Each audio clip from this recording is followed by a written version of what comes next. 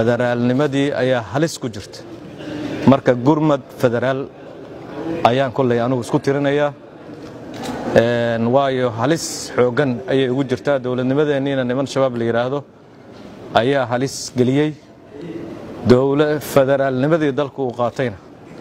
waxa halis geliyay bila Soomaaliya madaxda joogta marka gurmadkaas aan nahay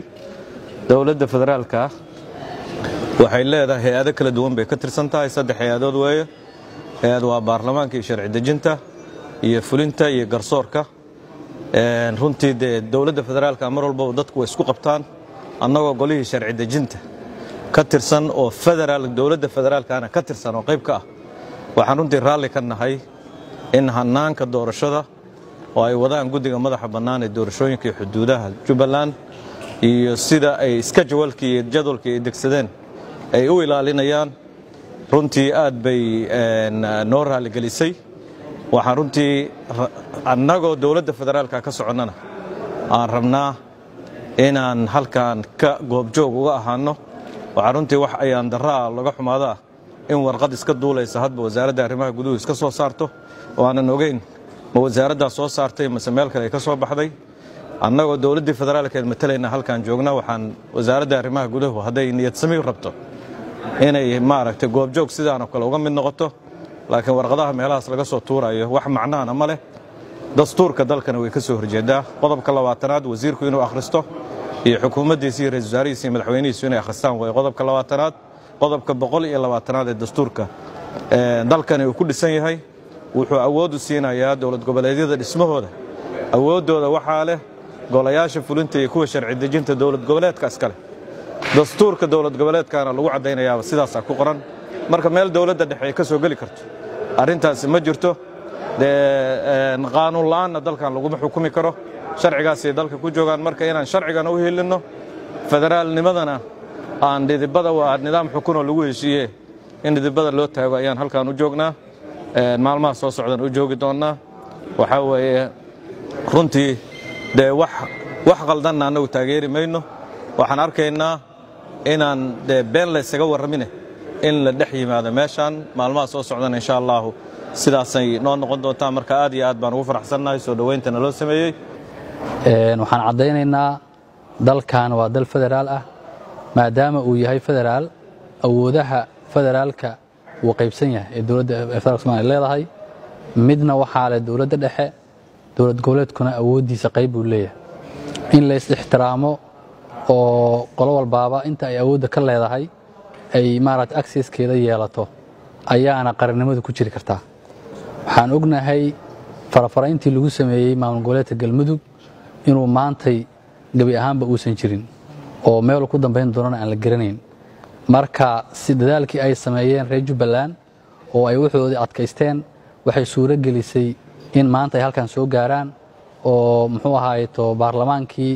dooran lahaa madaxweynaha oo hadda diyaar yahay Ismaaciil waa markii ugu horeysay imaado waa meel aad u qurux badan